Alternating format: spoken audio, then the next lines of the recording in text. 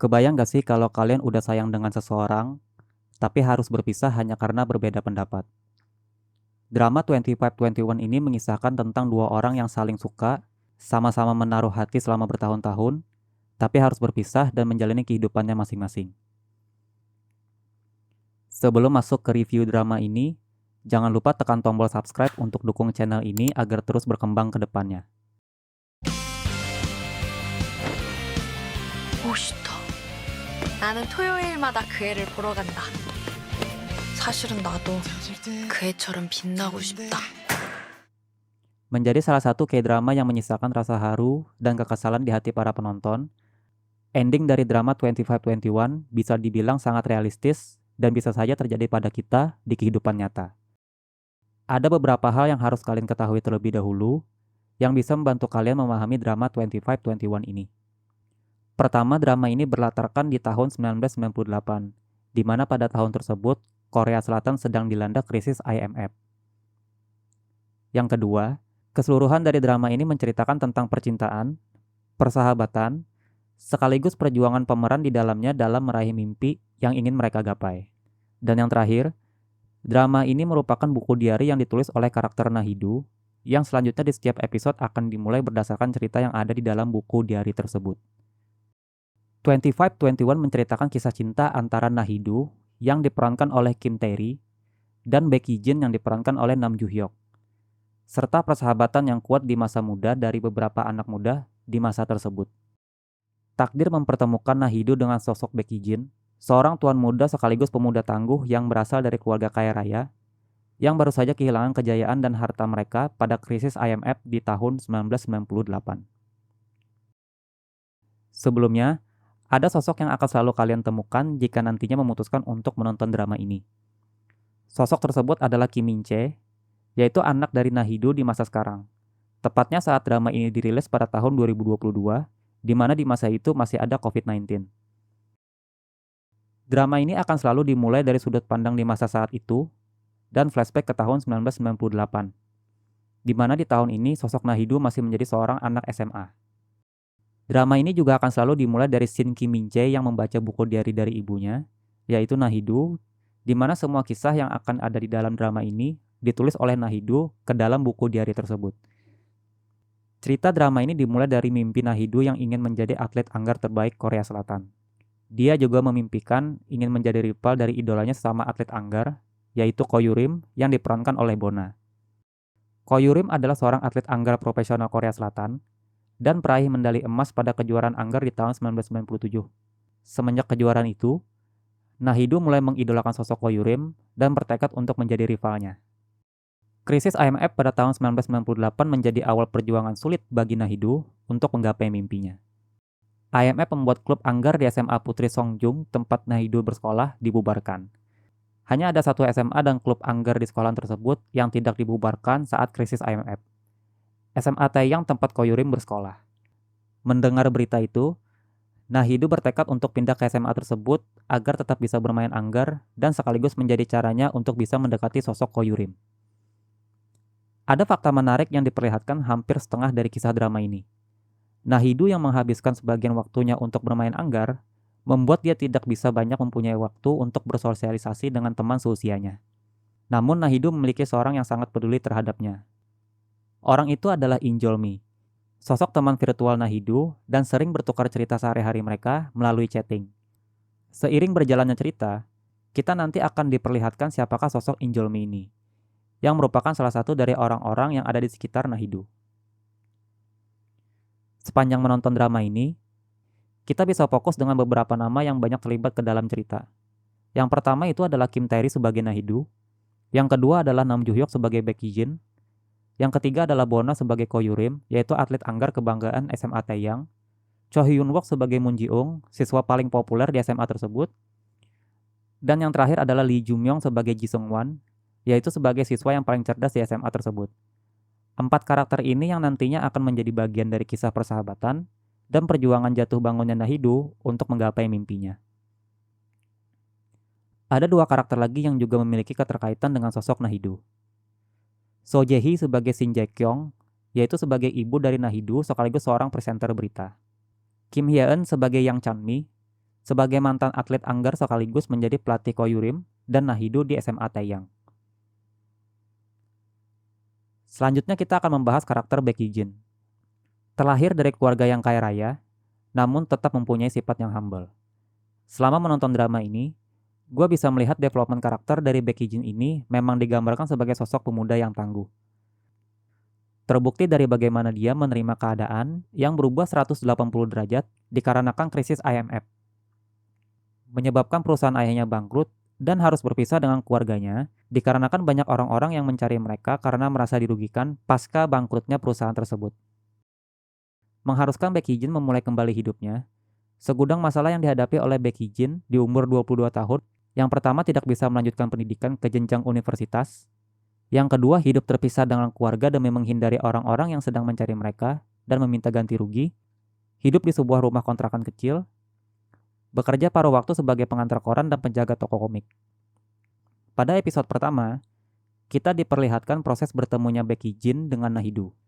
Seiring berjalannya cerita, mereka berdua sering bertemu dan terlibat dengan beberapa kejadian yang secara tidak langsung membuat kedua orang ini semakin dekat, yang nantinya sampai titik mereka saling menaruh perasaan dan menjadi sepasang kekasih.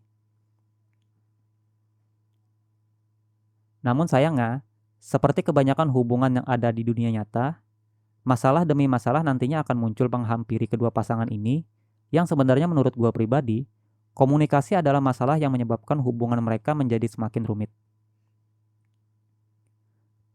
Tapi kalau kita memahami sudut pandang dari seorang Baek Hee-jin, ada alasan kuat yang membuat dia menjadi seperti itu. Menurut gue pribadi, masalah keluarga dan keadaan yang mengharuskan dia menjadi seorang sosok yang harus selalu kuat, sekaligus membuat dia semakin tertutup untuk membagikan atau mengungkapkan isi hatinya yang sebenarnya terpuruk dan terpaksa menerima semua kenyataan. Selanjutnya ada Koyurim yang diperankan oleh Bona. Koyurim adalah seorang siswa SMA Taeyang, mempunyai prestasi luar biasa di mana dia berhasil memenangkan medali emas di kejuaraan anggar yang diselenggarakan di Singapura pada tahun 1997. Hebatnya, ini adalah kejuaraan pertama Koyurim sebagai seorang atlet anggar dan langsung berhasil meraih medali emas untuk Korea Selatan. Koyurim mempunyai masalah hubungan dengan Baek Hee-jin bukan sebagai kekasih ataupun mantan kekasih, melainkan keluarga Baek Hee-jin dulunya mensponsori Koyurim hingga berhasil menjadi seorang atlet anggar. Secara tidak langsung, mereka mempunyai hubungan seperti seorang kakak dan adik. Sebuah fakta lainnya, ternyata Koyurim dan Nahido dulunya pernah bertemu saat mereka masih berusia anak-anak. Di mana pada saat itu, ada kejuaraan anggar usia anak yang diselenggarakan di Korea Selatan. Dan pada kejuaraan itu, Nahido bertemu dengan Koyurim. Mengejutkannya, ternyata dahulu Koyurim bukanlah seorang yang hebat bermain anggar. Justru Nahido lah yang terlihat sangat berbakat pada saat itu dan keluar sebagai pemenang di kejuaraan tersebut. Disinilah titik awal proses Koyurim menjadi seorang atlet anggar yang hebat. Namun uniknya hanya Koyurim saja yang mengingat kejadian tersebut, di mana pada saat itu dia dikalahkan oleh Nahido. Sedangkan Nahido tidak mengingat kejadian tersebut. Sepanjang berjalannya cerita dari drama ini, kita akan diperlihatkan bagaimana rivalitas sekaligus hubungan persahabatan antara Koyurim dan Nahido terjalin. Moon Ji-ung adalah karakter yang diperankan oleh aktor Cho Hyun-wook. Digambarkan sebagai siswa dengan ketenaran di SMA Taeyang. Dia juga menjadi anggota band untuk SMA Taeyang, menjadikan popularitasnya sangat dikenal oleh siswa-siswi di SMA tersebut. Di atas semua ketenarannya, ternyata Moon Ji-ung menaruh hati dan menyukai Koyurim. Dia juga menjadi sosok seorang sahabat dari karakter yang selanjutnya akan kita bahas, yaitu Ji Sung-wan. Ji Sung-wan merupakan seorang siswi berprestasi di SMA Taeyang. Bisa dibilang dia adalah siswa tercerdas di SMA tersebut. Ji Sung-wan ini juga mulai berkenalan dengan Nahido di hari pertama saat Nahido pindah ke SMA Taeyang. Sung-wan juga merupakan anak pemilik kontrakan di mana tempat Baek Hee-jin tinggal. Sehingga hampir setiap hari dia bertemu dengan Baek Hee-jin. Lucunya, alih-alih kita berpikir jika nanti Sung-wan ini akan memiliki hubungan dengan Baek Hee-jin dalam hal asmara, justru sebaliknya. Baek Hee-jin dan Sung-wan ini nantinya akan seperti Tom and Jerry yang selalu memperdebatkan berbagai macam hal. For your information, drama ini sebenarnya sangat banyak menimbulkan kesan bahkan luka di kalangan K-drama lovers. K-drama ini juga sukses membelah kubu pecinta K-drama lovers. Dari beberapa komentar yang udah gue baca selama 2 tahun belakangan ini, Setiap ada konten drama ini, kolom komentar selalu dihiasi dengan curhatan hati para penonton yang terkesan masih trauma dan sakit hati setelah menonton drama 2521. Ada yang belum bisa move on, ada yang belum bisa menerima ending dari drama ini, bahkan ada juga yang merasa ending dari drama ini memang harus dibuat seperti itu karena memang terkesan realistis dan sangat mungkin terjadi pada kebanyakan orang. Yang sebenarnya menurut gue pribadi, drama 2521 ini tuh bagus. Gue bisa bilang drama ini tuh bagus banget. Dari bagaimana cerita ini ditulis, mengisahkan perjuangan karakter utama Nahidu dalam menggapai impiannya, maupun perjuangan Baek Hee-jin untuk menyatukan kembali keluarganya. Bagaimana sinematografi yang di setiap episodenya juga sangat bagus. Terlihat di setiap episode dari drama ini kita selalu ditunjukkan adegan-adegan flashback dari masa sekarang ke masa lalu yang sangat seamless. Kenapa drama ini sangat membekas, bahkan condong ke arah sakit hati kepada orang-orang yang menontonnya?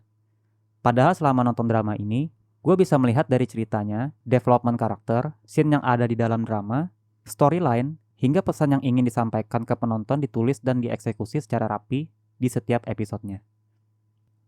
Dan menurut gue, jawabannya cuma satu. Ending dari drama ini terlalu realistis hingga kita sebagai penonton bisa sangat merasakan dan terbawa suasana. Bahkan ending dari drama ini, menurut gue sangat-sangat bisa terjadi di kehidupan nyata. Tapi terlepas dari semua itu, menurut gue drama ini banyak menyampaikan pesan-pesan kehidupan yang mungkin akan menyadarkan kita saat merasa putus asa dalam menggapai sesuatu tanpa berusaha terlebih dahulu. Drama ini juga memperlihatkan jika sebuah hubungan yang kita jalani dengan seseorang bahkan saling menyayangi, ternyata tidak luput dengan yang namanya perpisahan. Berapa rating dari Drakorholic untuk drama ini? Ada dua penilaian dari sudut pandang gue sebagai penikmat K-drama dan sebagai penonton biasa yang juga ikut tersakiti dengan drama ini.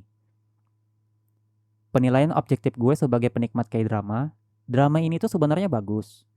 Ditulis dengan sangat baik dan bisa sangat relate dengan kehidupan kita, terutama dalam hal menggapai sebuah mimpi atau cita-cita yang tentunya sangat sulit dan penuh dengan lika-liku.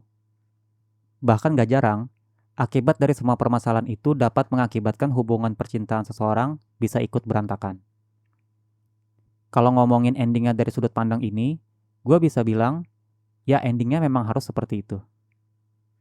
Tapi kalau gue ngomong berdasarkan penilaian subjektif gue sebagai seorang penonton yang ikut tersakiti dengan drama ini, kita sebagai penonton selalu mau akhir dari sebuah drama berakhir dengan happy ending.